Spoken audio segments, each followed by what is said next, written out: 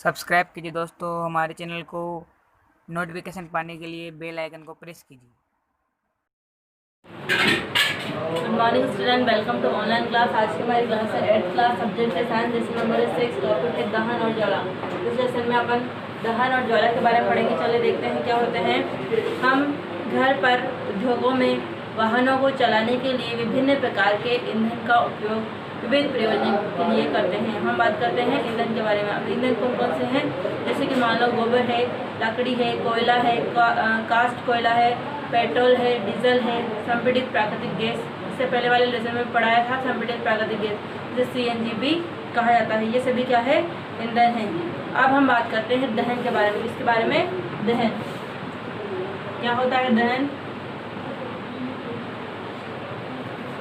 चले देखते हैं कि वह रासायनिक प्रक्रम जिसमें पदार्थ ऑक्सीजन से अभिक्रिया कर ऊष्मा देता है, दहन कहलाता है। क्या बताया गया है कि वह रासायनिक प्रक्रम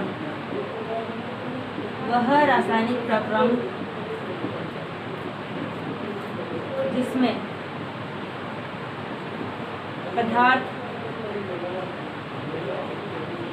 पदार्थ ऑक्सीजन से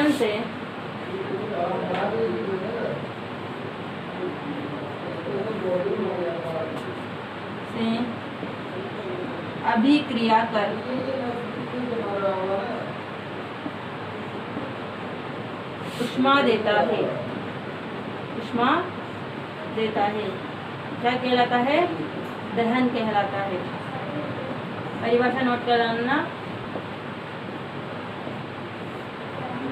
कि वह रासायनिक प्रक्रम जिसमें पदार्थ ऑक्सीजन से अभिक्रिया करके ऊष्मा देता है, दहन कहलाता है। ठीक है। इसके बाद हम बात करते हैं कि जिस पदार्थ का दहन होता है वह दाह्य कहलाता है। जिस पदार्थ का दहन होता है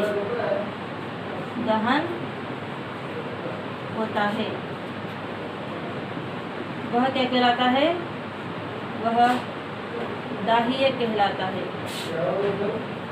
इसे भी नोट कर लेना। जिस पदार्थ का दहन होता है वो क्या कहलाता है, दाह्य कहलाता है। इसे ईंधन भी कहते हैं। इसे क्या कहते हैं, इस दाह्य को क्या कहते हैं, इसे ईंधन भी कहते हैं। इसे ईंधन भी कहते हैं। ठीक है। ईंधन ठोस, द्रव या गैस भी हो सकता है। कभी कभी दहन के समय ज्वाला के रूप में अथवा एक लौ के रूप में प्रकाश भी उत्पन्न होता है। ठीक है। इसके बाद हम बात करते हैं, जैसे कि मान लो गर्मियों के मौसम में बहुत अधिक गर्मी पड़ने पर कुछ स्थानों पर सूखी घास आग पकड़ लेती है। घास से आग पेड़ों में फैलती है और जल्द ही पूरा जो जंगल है वो आग की चपेट में आ जाता है।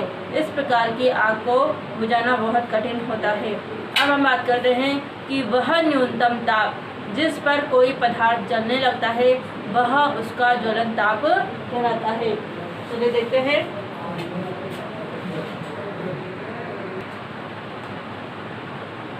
वह न्यूनतम ताप जिस पर कोई पदार्थ जलने लगता है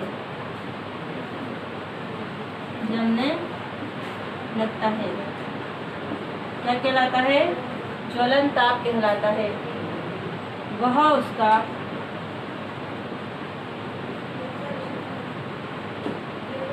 ज्वलन ताप कहलाता है।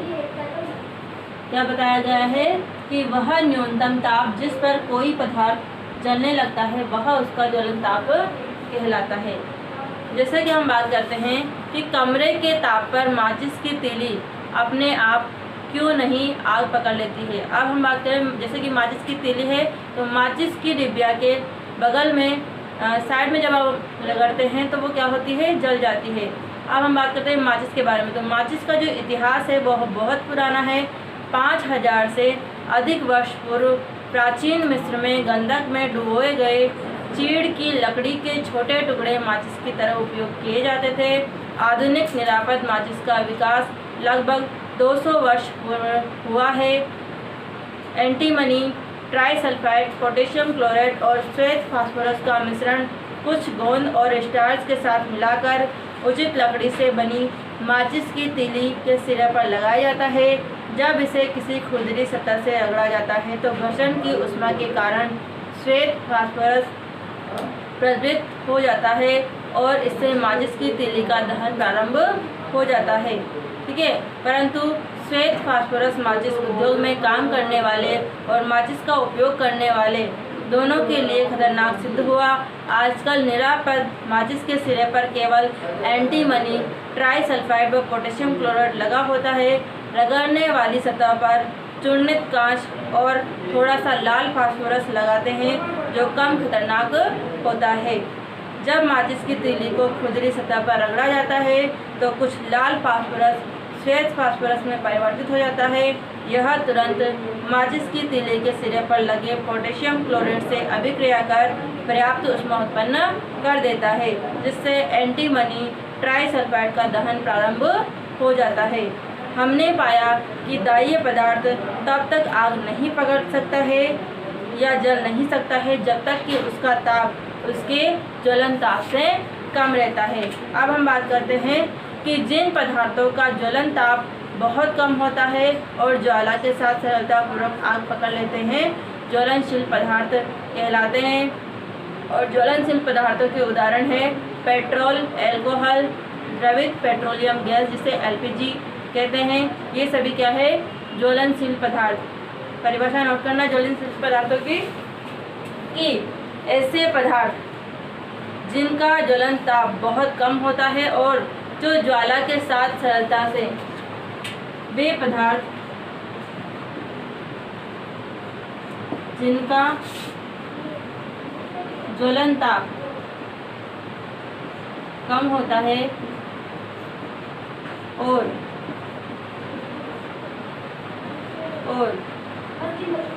जो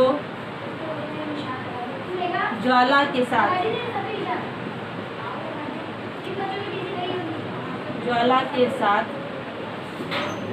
क्या बताया गया है? जो ज्वाला के साथ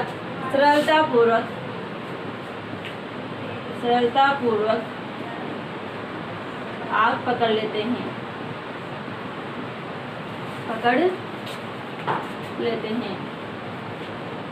क्या कहलाते हैं? ज्वलनशील पदार्थ कहलाते हैं।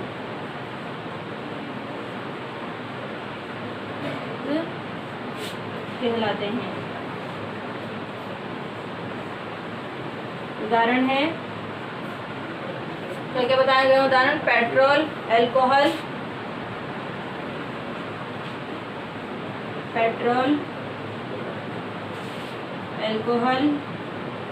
और एलपीजी, द्रवित पेट्रोलियम गैस आदि। नोट करना है इसको।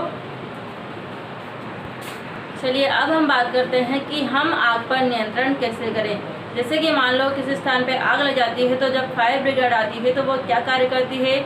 जल ज्वलनशील पदार्थों को ठंडा करता है। वो क्या करती है? आग पे जल डालती है और जल क्या करता है? ज्वलनशील पदार्थों को ठंडा करता है, जिससे उनका ताप उनके ज्वलन ताप से कम हो जाता है। ऐसा करने से आग का जो फैलना है वो रुक जाता है। जलवाष्प ज्वलनशील पदार्थ को घेर लेती है, जिससे वायु की आपूर्ति बंद हो जाती है और आग बुझ जाती है। ठीक है, इसके बाद हम बात करते हैं अग्निशामक यंत्र के बारे में। इसमें सबसे पहले बताया गया है कि जल सबसे अधिक प्रचलित अग्निशामक है, परंतु जल तभी कार्य कर पाता है जब लकड़ी और कागज जैसी वस्तुओं में आग लगी हो। यदि विद्युत उपकरणों में आग लगी हो तो जल विद्युत का चालन कर सकता है और आग बुझाने वालों को हानि हो सकती है। तेल और पेट्रोल से लगी आग बुझाने हेतु भी जल का उपयोग उचित नहीं होता है। इसके लिए जल तेल से भारी होता है, अतः तेल के नीचे जो यह होता है वो तेल के नीचे चला जाता है और तेल ऊपर जलता रहता है। विद्युत उपकरण और पेट्रोल जैसे ज्वलनशील पदार्थों में लगी आग के लिए कार्बन डाइऑक्साइड, जिसे बोलते हैं CO2, सबसे अच्छा अग्निशामक है। ऑक्सीजन से भारी होने के कारण CO2 आग को एक कंबल की तरह लपेट लेती है। इससे ईंधन और ऑक्सीजन के बीच संपर्क टूट जाता है, अतः आग पर नियंत्रण हो जाता है। CO2 का अतिरिक्त लाभ यह है कि यह सामान्यतः विद्युत उपकरणों को कोई हानि नहीं पहुंचाती है। हमें कार्बन डाइऑक्साइड की आपूर्ति कहाँ से मिलती है? यह उच्च दाब पर यह द्रव के रूप में सिलेंडरों में भरी जा सकती है। LPG किस रूप में सिलेंडर में रखी जाती है? तो सिलेंडर में छोड़े जाने पर CO2 बहुत अधिक फैलती है और ठंडी हो जाती है, अतः यह न केवल आग को चारों ओर से घेर लेती है बल्कि ईंधन के ताप को भी नीचे ले आती है, इसलिए यह अति उत्तम अग्निशामक है। CO2 प्राप्त करने का एक अन्य तरीका है सोडियम बाइकार्बोनेट, जिसे बोलते हैं बेकिंग सोडा, या पोटेशियम बाइकार्बोनेट जैसे रसायनों का पाउडर भारी मात्रा में छिड़काव है। आग के निकट इन पदार्थों से बहुत सी कार्बन डाइऑक्साइड निकलती है जो आग को बुझा देती है। अब हम बात करते हैं दहन के प्रकार के बारे में। अब है दहन के प्रकार।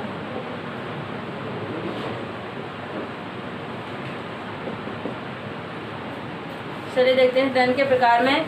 इसके लिए हम क्या करते हैं, जैसे कि गैस स्टोव को जलाते हैं और गैस स्टोव की जो नॉब होती है उसको घुमाकर जब गैस चालू करते हैं तो हम पाते हैं कि गैस तेज़ी से जलने लगती है तथा यह ऊष्मा और प्रकाश उत्पन्न करती है। जैसे ही हम गैस को चालू करते हैं तो क्या होती है, ऊष्मा और प्रकाश उत्पन्न होती है।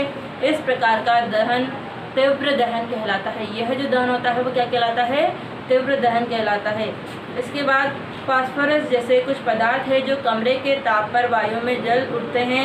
इस प्रकार का दहन जिसमें पदार्थ बिना किसी प्रत्यक्ष कारण के अचानक लपटों के साथ जल उठता है वह स्वतः दहन कहलाता है। इसके बाद हम बात करें कि हम त्योहारों पर अक्सर आतिशबाजी करते हैं। जब पटाखों को चलाते हैं तो एक आकस्मिक अभिक्रिया होने से ऊष्मा, प्रकाश और ध्वनि पैदा होती है। अभिक्रिया में बनी गैस बड़ी मात्रा में निकलती है। इस प्रकार की अभिक्रिया विस्फोट कहलाती है। पटाखे पर दाब डालने पर विस्फोट हो सकता है। इसके बाद हम बात करेंगे ज्वाला के बारे में। ज्वाला को जो है हम अगली क्लास में पढ़ेंगे। यहाँ तक जो भी समझा है उसको आपको पढ़ना है। अगर कोई भी चीज़ समझ में नहीं आए हो तो आप पूछ सकते हैं। ठीक है, धन्यवाद।